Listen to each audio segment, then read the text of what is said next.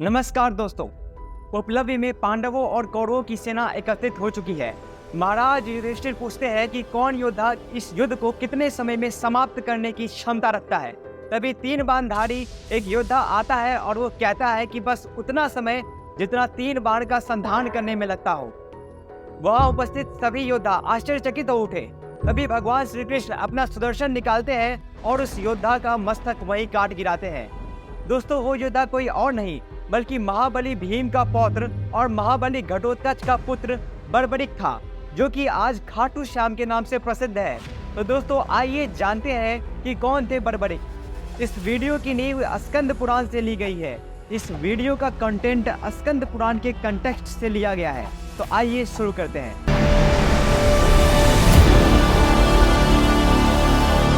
बर्बरिक को जानने से पहले आइए जानते हैं उनके माता पिता के बारे में। दोस्तों, महाबली भीम और हिडिंबा से उत्पन्न घटोत्कच पांडवों के खानदान से संबंधित है। एक बार क्या हुआ कि घटोत्कच युधिष्ठिर के राजसभा में जाते हैं और वहां सभी को प्रणाम करते हैं। वहां भगवान श्री कृष्ण स्वयं उपस्थित थे और वहां घटोत्कच कहते हैं कि मेरी माता हिडिंबा चाहती है कि मैं पांडवों में भक्ति रखने वाला बनूं। इसीलिए हे पिता पांडव, मुझे किसी महान कार्य में नियुक्त करे। मेरा यहाँ आने का यही प्रयोजन था। तभी युधिष्ठिर घटोत्कच की विवाह के बारे में बात करते हैं। भगवान श्री कृष्ण कहते हैं कि मूर दैत्य की पुत्री कामकंटकटा घटोत्कच की योग्य है। वो ज्योतिषपुर में वास करती है, पर उसका एक प्रतिज्ञा है कि जो भी उसे किसी भी प्रश्न में निरुत्तर कर देगा और जो उसके ही समान महाबली होगा, वो उसी को अपना पति मानेगी। भगवान वासुदेव और पांडवों के आशीर्वाद लेकर पहुंच जाते हैं घटोत्कच अब कामकंटकटा के निवास स्थान पे। वहां पे वो प्रश्न करते हैं कामकंटकटा से और वो निरुत्तर हो जाती है। फिर बाहुबली घटोत्कच उससे द्वंद्व युद्ध करते हैं और कामकंटकटा को हरा देते हैं। हराने के बाद वो कामकंटकटा से विवाह रचा लेते हैं। फिर वासुदेव और पांडवों का आशीर्वाद ले वो अपने राजधानी हिडिंबुवन को प्रस्थान कर जाते हैं। समय बीतता गया। घटोत्कच और कामकंटकटा को एक पुत्र रत्न की प्राप्ति होती है। उसका पुत्र महातेजस्वी था और बाल सूर्य की तरह कांतिमान था। वो जन्म लेते ही युवा हो गया। उस बालक का बाल घुंघराले थे, तो घटोत्कच ने उसका नाम बर्बरिक रखा। अब घटोत्कच बर्बरिक को लेकर पहुंचते हैं भगवान श्री कृष्ण के राजसभा में। द्वारकापुरी पहुंचते ही भगवान श्री कृष्ण के समक्ष बर्बरिक ने कुछ प्रश्न पूछे। इस संसार में उत्पन्न सभी जीवों का कल्याण किस साधन से होता है? भगवान वासुदेव ने उत्तर दिया कि तुम जन्म से ही क्षत्रिय हो, तो तुम जाकर नवदुर्गा की साधना करो, बल की प्राप्ति करो और साधु संतों का रक्षा करो। यही तुम्हारा परम उद्देश्य है। मही सागर संगम में जाओ और वहाँ पे तपस्या करो। भगवान के बताए हुए स्थान पे वो जाकर तपस्या करते हैं। वहाँ नवदुर्गा को प्रसन्न भी करते हैं और उनसे आशीर्वाद भी प्राप्त करते हैं। नवदुर्गा के कहने पे वो कुछ समय और उस जगह पे निवास करते हैं। तभी मगध देश के ब्राह्मण विजय वहां आ पहुंचते हैं।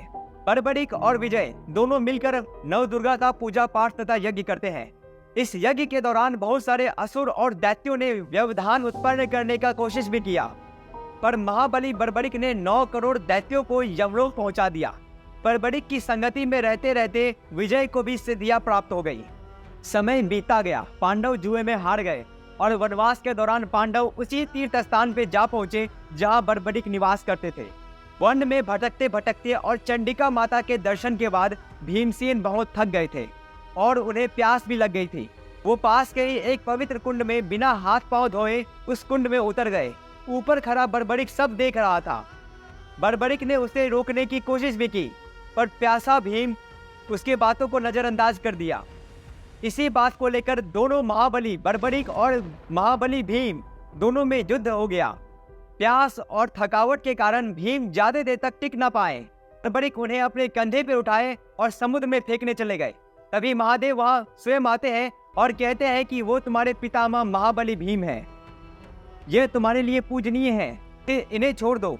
फिर बर्बरिक ने महाबली भीम को नीचे उतारा और उनकी सेवा की और महाबली भीम होश में आ गए। उसके बाद उन्होंने उससे माफी मांगी और इस पाप का प्रायश्चित करने के लिए उन्होंने अपना देह त्यागने का निश्चय लिया। बर्बरिक समुद्र की ओर चले। तभी नवदुर्गा वहां आते हैं और कहते हैं कि बर्बरिक कि तुम्हारे इस देह का नाश भगवान श्री कृष्ण स्वयं करेंगे और तुम्हें मोक्ष की प्राप्ति होगी। ये सुनने के बाद बर्बरिक समुद्र से वापस आते हैं और जीवन में पहली बार अपने पितामह पांडवों से भेंट करते हैं। समय बीतता गया, पांडवों का वनवास तथा अज्ञातवास समाप्त हुआ। अब भगवान श्री कृष्ण स्वयं धृतराष्ट्र के राज्यसभा पहुंचे ताकि पांडवों को न्याय मिल सके, पर दुर्योधन के हट के कारण बात महाभारत तक आ पहुंची। इसके बाद सभी योद्धा उपलब्धि में एकत्रित होते हैं महाभारत का युद्ध लड़ने के लिए। फिर युधिष्ठिर पूछते हैं कि कौन योद्धा कितने समय में सेना सहित इस युद्ध को समाप्त करने की क्षमता रखता है। तभी अर्जुन बोलता है कि बस एक दिन। फिर मुस्कुराते हुए बड़बड़िक कहते हैं कि मुझे बस एक मुहूर्त का ही समय लगेगा। भगवान श्री कृष्ण सब जानते हुए भी कहते हैं कि प्रमाणित करो कि तुम बस एक मुहूर्त में ही युद्ध को समाप्त करने की क्षमता रखते हो। तभी बड़बड़िक अपना धनुष चढ़ाया और बाण को संधान किया। मात्र एक बाण से ही दोनों पक्षों की सेनाओं के नाजुक अंगों का परीक्षण कर लिया। मात्र 5 पांडव, कृपाचार्य और अश्वत्थामा को छोड़कर सभी के नाजुक अंगों का निरीक्षण मात्र एक ही बाण में कर लिया। के बाद वो भगवान श्री कृष्ण से कहते हैं कि अब अगर मैं देवी के द्वारा दिए गए इस तीक्ष्ण और अमोघ बाण का प्रयोग करता हूँ तो क्षण भर में ही सभी मृत्यु को प्राप्त हो जाएंगे।